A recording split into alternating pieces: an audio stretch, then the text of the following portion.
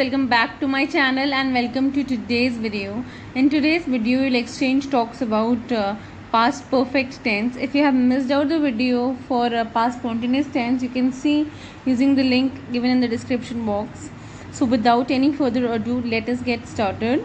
So past perfect tense, most of the times the students get confused between the past perfect tense and basically when it comes to using it, when should we use past perfect tense and when should we use present perfect tense. तो present perfect tense ऐसी activity है जो हाल ही में ख़त्म हुई है, which is over just now, the task which has just been completed.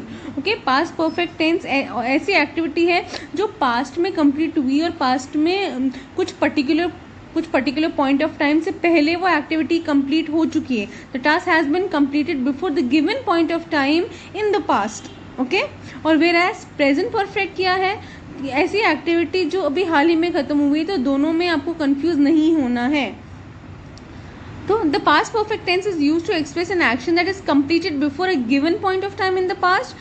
Okay, and the moment or the point of time may be indicated or may be understood. Okay, may be understood मतलब sentence से या फिर आपको अपने आप पता लग जाता है या फिर सेंटेंस में इंडिकेट होता है. ठीक है, अगर हम एग्जाम्पल देखेंगे तो हमारी अंडरस्टैंडिंग और बेटर होगी. जैसे Aparna had finished the painting bye 5 o'clock. तो 5 o'clock से पहले उसने पेंटिंग ख़त्म कर दी थी. ठीक है, तो यहाँ पर टाइम जोन इंडिकेटेड है, दिया हुआ है सेंटेंस में. ठीक है, और कुछ सेंटेंस में नहीं भी दिया हुआ होता है तो हमें सेल्फ अंडरस्टूड करना पड़ता है वो. I had met Namrata several years ago. Now number of years is not mentioned over here, but it's a rough counting कि काफ़ी साल पहले मैं उससे मिली थी, तो वो काम पास्ट में हो चुका है before a given point of time. Okay, so इसका जो सेकेंड यूज़ है, ये ऐसे एक्शन को डिनोट करता है जो एक्शन कंप्लीट हुआ है. ओके, कुछ पॉइंट ऑफ टाइम में जो कि पास्ट में है, जब कोई सेकेंड एक्शन कंप्लीट हुआ. तो फर्स्ट एक्शन ऑलरेडी ओवर हो चुका था, तब सेकेंड एक्शन शुरू हुआ है. So it is use to denote an action that is completed at some point of time in the past before another action took place. तो एक एक्शन जो कंप्लीट काफ़ी पहले हो चुका है, उसके बाद एक दूसरा एक्शन भी शुरू हो गया है, तो इसमें maybe simple past tense का यूज़ आएगा.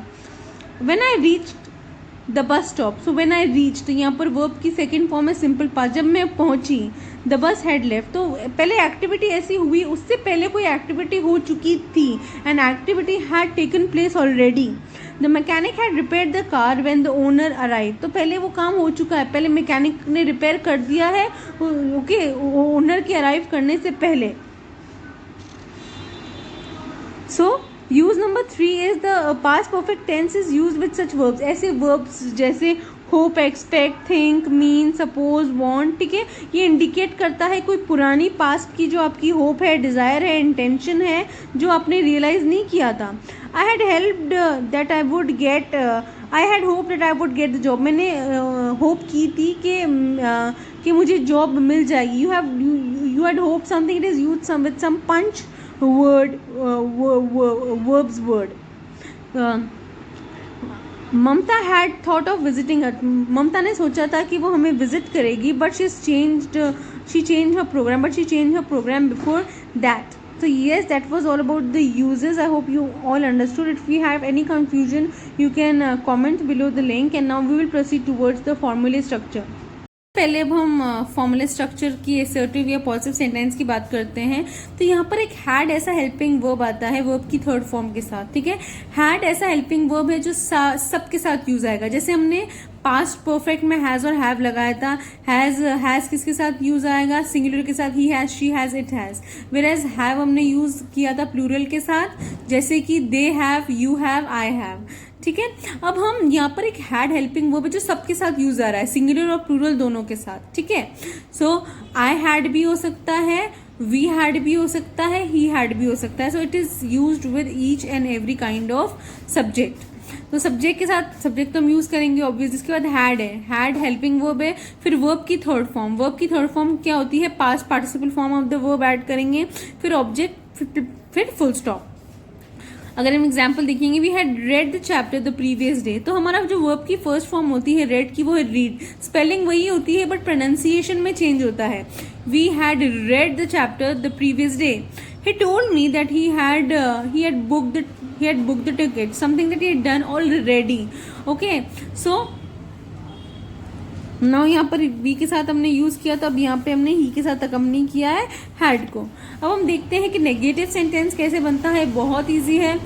Helping verb plus main verb, इन दोनों के बीच में हम डालेंगे एक नेगेशन वर्ड जैसे कि not.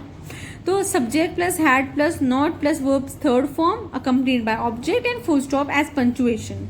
So Rajiv had not hidden the books that day. तो उस दिन राजीव ने बुक्स नहीं हाइड की थी.